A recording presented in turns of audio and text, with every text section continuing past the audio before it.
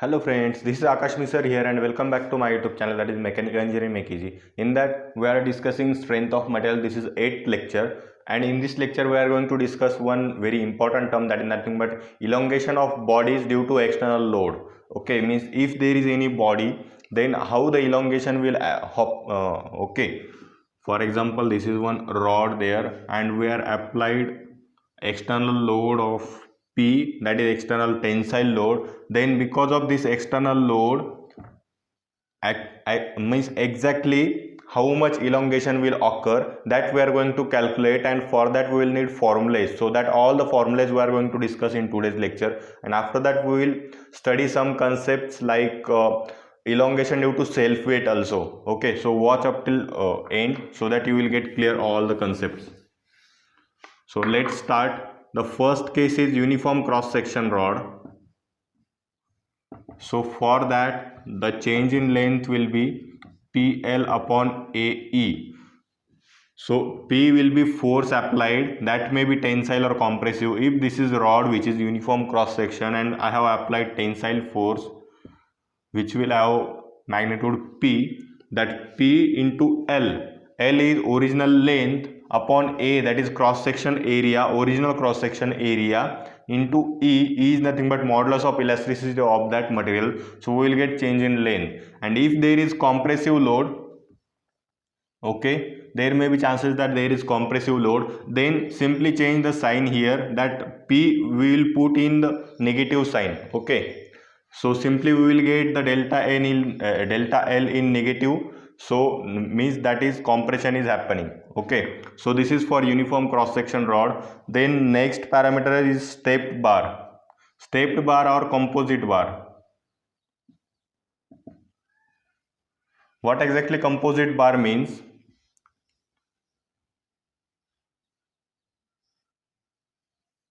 Okay, likewise the bar may be there, that cross sections are not constant throughout, the cross sections are going to change. So ultimately the force is applied to both ends. So this will be A1, A2, A3, then this will be L1, L2 and L3. But force is same. Force is applied, it is same, only the cross section is changing and length is changing. So the formula will become, that is nothing but delta L will equal to P, force is same, that's why L1 upon A1 E1 plus L2 upon A2 E2 plus L3 upon A3 E3. Here we have considered only 3 sections, there may be number of sections. Okay, so depending on that the formula will vary, and if the material of all the cross sections is same, then this E will be same, so that E we can take here. Otherwise if material is not same, then we have to take E inside. This is only difference. Okay, so note down this formula and this formula, because I need to rub this.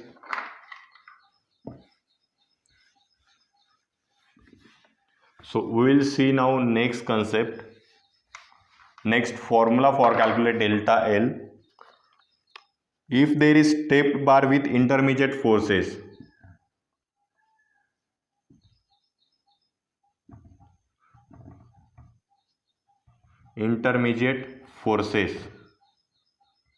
okay, stepped bar means composite bar, means number of cross section bar will be there. I will draw one figure here.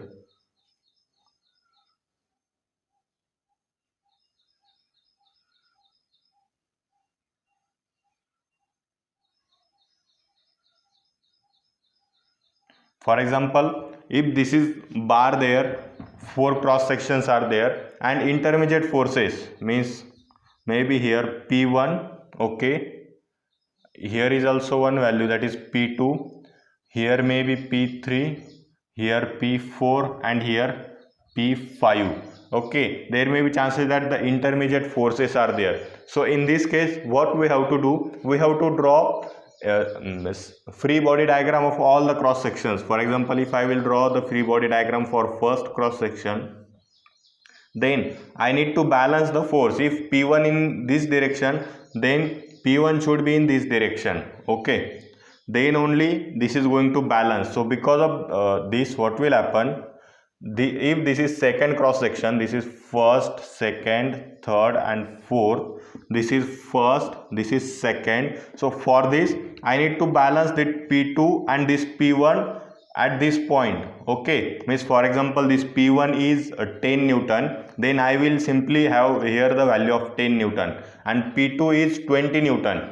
Okay, in this direction the force is 20 Newton, and in this direction we have added force in 10 Newton, so ultimately this value will become 30 Newton. Okay, why? Because we have one opposite direction force that we need to balance, so ultimately we need to add that 10 Newton force in opposite direction to balance that. Okay, so that will become 30 Newton. So ultimately from this direction also we need to give the value of force, that is 30 Newton. Okay, now this point we have balanced, now this point is remaining. So this is third cross section, so that will also have the forces in maybe tensile or compressive, that will depend on the value of forces. At this stage I am only giving you one basic idea. Okay, so here is P3 which is in this direction. Okay, and from that 30 Newton is already used, and here the value P4 is there. Okay, now if P3 have the value maybe 20 Newton, but here we have used the 30 Newton, so ultimately we need to balance 10 Newton, so here 10 Newton will come. Ultimately for balancing that, here 10 Newton will come. Now the P4 and P5, this is fourth section, so P4 is in this direction and P5 also is in that direction. So here the P5 will also balance and P4 will also balance, and while solving numericals you will definitely get the same value here, because that all the forces value will be firstly designed according to that, because all the FBDs should be balanced, and that's why the values of forces will be according to that only. This is only basic example I have given, that we need to balance here P1, then we need to balance the P2 force here, then at this point we need to balance P3 force which is here and here, then this point we need to balance here and here, and this point we need to balance here. So ultimately we will draw the FBD for all the figures, and from that for this again we will have formula, that is delta L upon PL upon AE. So P we will get from here, length we know for first section, cross section area also we know of first section, and E if there is material. Okay, obviously this is the material, so that material will have some value of Young's modulus of elasticity. So likewise we will calculate delta L1, delta L2, delta L3 and delta L4, and simply add that all the deltas, that delta L's. There may be chances that some delta will be in tensile form, some delta will be in compressive form. So if there is a delta L value is compressive form, then we need to take negative sign for that, and if the value is tensile, then we will take simply positive. So ultimately we will get delta L will equal to delta L1 plus delta L2 plus delta L3 plus delta L4. Okay, this is very simplest concept but too much important for solving numericals. So note down these all in your language what you can need, and draw these all the figures. These figures will give you idea what exactly we have studied in this lecture. Okay, and what exactly is straight bar with intermediate forces, that how we have to tackle such a problem. So draw this and I will move forward. And next is circular tapering bar.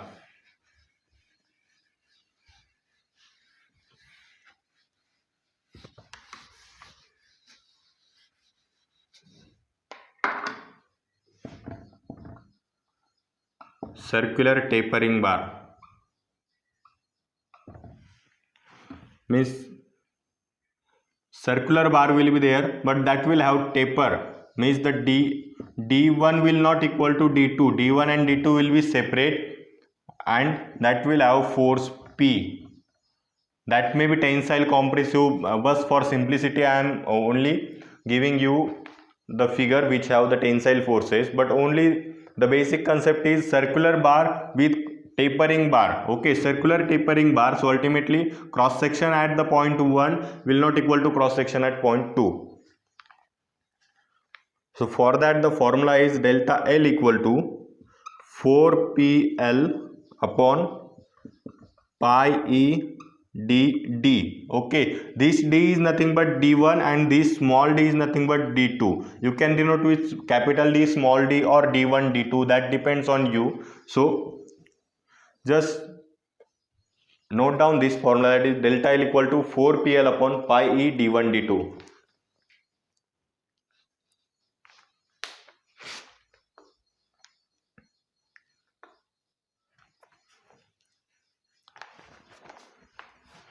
Yes, so again we will move forward, and next concept is bar of uniform thickness with variable width. The thickness of bar will be same but the width will different. Means if I am drawing the cross section here, okay, then this will be thickness and this will be width, for example. Then the thickness is same, so this thickness will be same, the T is also here, but this width will vary.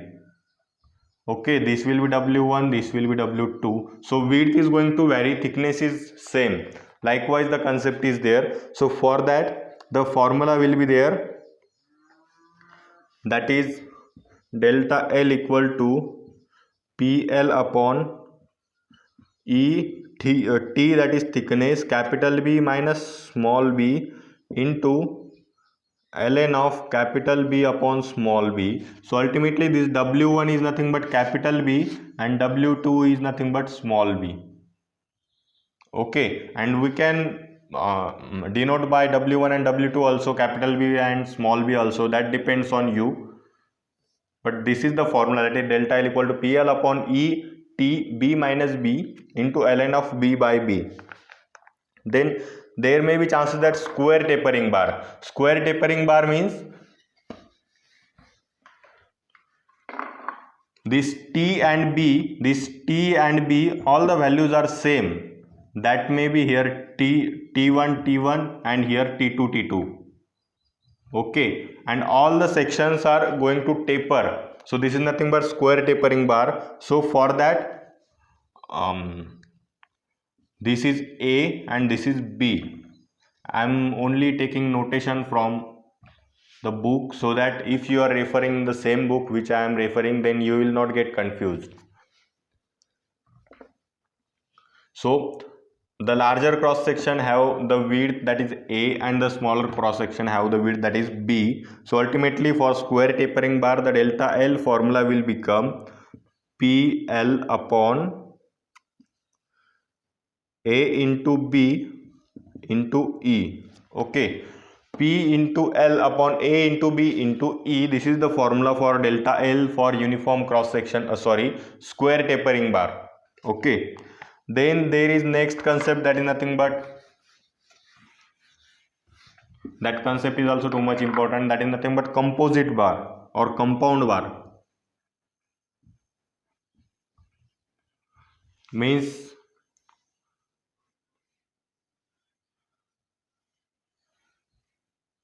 how it will be, one cylindrical rod will be there, okay, and that hollow cylindrical rod will be there. So that will be material 1, and at the inside of that hollow cylinder we have filled with another material, that is nothing but material 2, and the force will be applied on these two sides, PP. Okay, so this is nothing but compound bar, means different materials and that are parallel. Okay, this is nothing but compound bar. So for that the formula will become delta L equal to P into L, as force is same and length is also same, upon A1 E1 plus A2 E2. Okay, only area and modulus of elasticity is changing, so that's why P into L upon A1 E1 plus A2 E2, it is the formula for change in length, that is elongation of material because of external load. So this is of compound bar concept. Then we will look some another concept, and that is nothing but elongation of body due to self weight.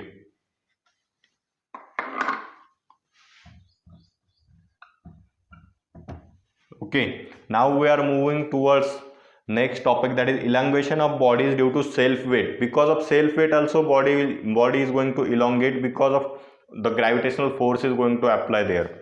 Okay, so how it will be exactly? Okay, and here the force mg will act, that is nothing but self weight force. Okay, and because of this force mg, the elongation will happen. This is nothing but elongation of body due to self weight.